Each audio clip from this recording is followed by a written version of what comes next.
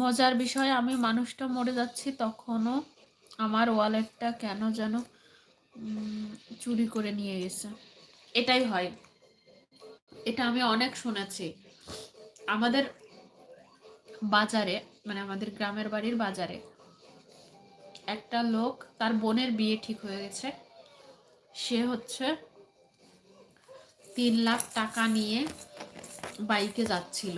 যাবার সময় তার হাতে পায়ে ওই যে কি যেন পড়লে অ্যাক্সিডেন্ট করলেও কোনো সমস্যা হবে না, ওইগুলো পড়া ছিল।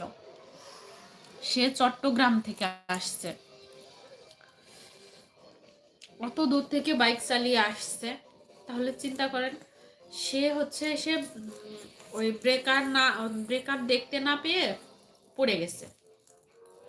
সবাই ওনাকে কি উঠাবে, সবাই হচ্ছে টাকা পয়সা গহনাগাটি, ওনার কাছে আর অনেক গহনা ছিল, সেইগুলা নিয়ে হচ্ছে কারাকারি